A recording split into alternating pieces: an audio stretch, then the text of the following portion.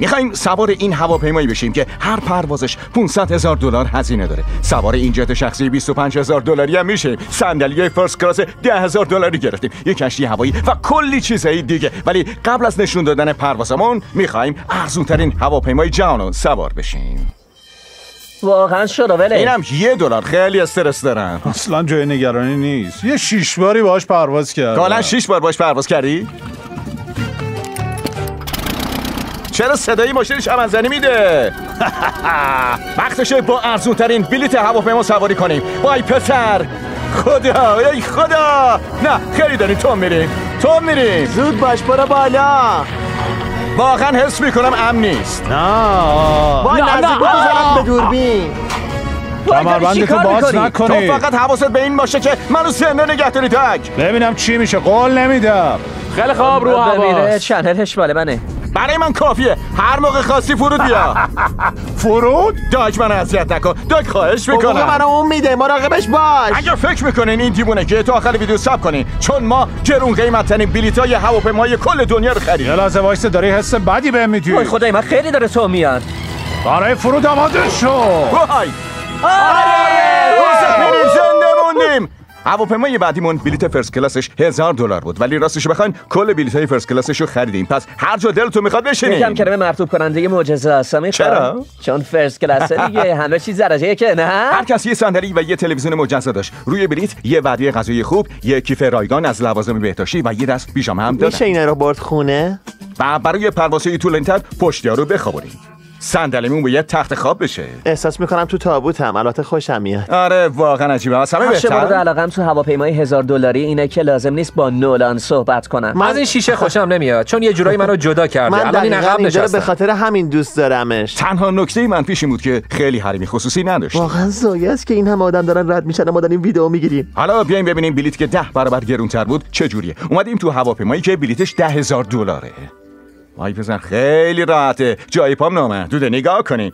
بیاین از چیزایی که بهمون دادن شروع کنیم. یه تبلت، یه تلویزیون لمسی بزرگ، یه میز نوشیدنی کنار صندلیم، تنقلات، شکلاتش فیتسبل. داریم به وای فای وصل میشیم. $10,000 برای صندلی پول دادیم، ولی بازم باید $20 برای وای فای پول بدیم. رایگان نیست؟ هواپیما میخواد بلند بشه. خیلی خفنه چون میتونیم اینجا توی تلویزیون پروازش رو ببینیم و چون پروازمون 16 ساعت طول میکشه میتونم برم حموم. ببینید سرویسش چقدر تمیزه. سینک داره، توالت داره و دوش هم داره. خیلی خفنه. نگاش کنین. الان تو ارتفاع 30,000 پایی هستیم ولی میتونم برم دوش بگیرم. علاوه بر همه اینا من و پسر میتونستیم هر چقدر دلمون میخواد غذای درجه 1 سفارش بدیم. البته هنوز تموم نشده. بهترین بخشش رو نگه داشتیم برای آخرش. سلام. حالا چطوره؟ آخر هواپیما یه کافه خصوصی هم داشت. آو. خواب نمیبینید. این بلیت $10,000 بوده. دوربین رو بالا پایین کن. و الان اومدیم توی هواپیمایی که بلیتش $25,000 و صندلیمون بالای این پلاس. آره درست داره. خیلی عجیبه. انگار قراره بالا سر بقیه بشینیم. وای خدای من. اینجا اتاق شما. با $25,000 2 اتاق بزرگ بهت میدن. وای اینجا خیلی خفنه. تا حالا همچین چیزی ندیدم. یا خدا. اتاقمون توی این هواپیما 4 برابر از قبلی بزرگتره. تا حالا هواپیمایی ندیدم که توش راحت بتونم بپرم. نگاه کنین. 2 تا صندلی و کلی تلویزیون هم بهمون دادن. تعداد تلویزیونای همین یه اتاق از کل هواپیمایی که قبل از سوار شدیم بیشتره. غذا رو مهماندار شخصی سرو میکنه. چرا از یه قیمتی بالاتر از همیشه بهت خاویار میدن و سرویس بهداشتی؟ میشه راجع به چیزی صحبت کنیم؟ سرویس بهداشتیش ناامید کننده است. نه دوش داره نه گرمایش از کف. نصف قبلیه. به نظرم پرواز $10,000 قیمتش منصفانه تر بود. حاضری برای یه پرواز اینقدر پول بدی؟ به نظرم نه. توصیه میکنم ماشین بخریم. موافقم ماشین بخریم. اما بهترین ویژگی که اتاق تخت خواب سایز کوین. چرا به جای همه صندلی تخت نمیذارن؟ به جای اینکه 3 تا صندلی کنار هم دیگه باشن یه تخت خواب 3 طبقه بذاریم.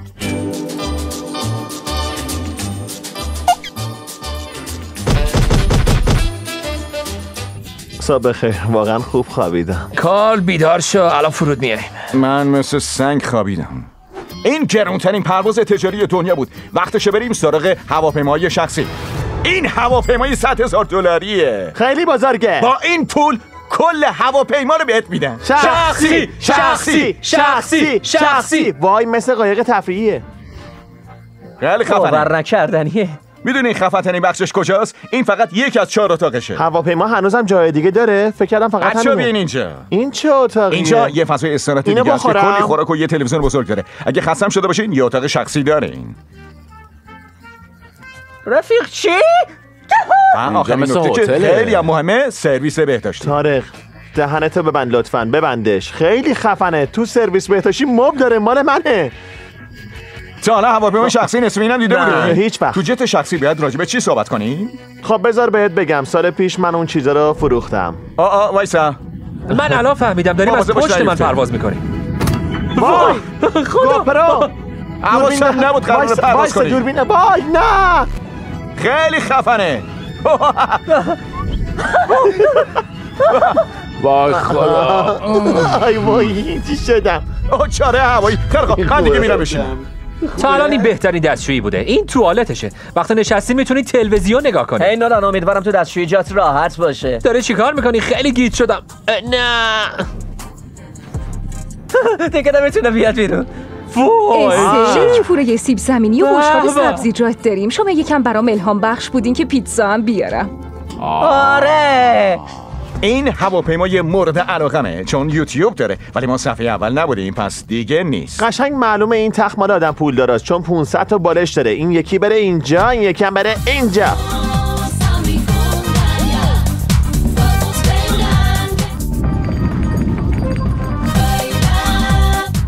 میخوام بشینم پشت فرمان. خوبی هواپیمای شخصی همینه که هر موقع هر کاری دلت خواست میتونی انجام بدی. کارل داره خرابانی میکنه، چندلر داره پیتزا میخوره، کریس رفته چرت بزنه. وقتی شخصی پرواز میکنی توقف بین راهی نداره، بررسی امنیتی هم نداره که خیلی تو وقت صرف جویی میکنی. برای همینه که تقریبا تمام آدمای پولداری که میشناسی یه جت شخصی. هی بچه‌ها به زودی فرود کارل میایم. بذار بیام بیرون. الان فرود میای. باید بذاری بیام بیرون داداش. وای وای وای وای. اصلا فرود آرومی نبود داداش. وایسا، نولان هنوز تو دستشوییه. فکر کنم آره.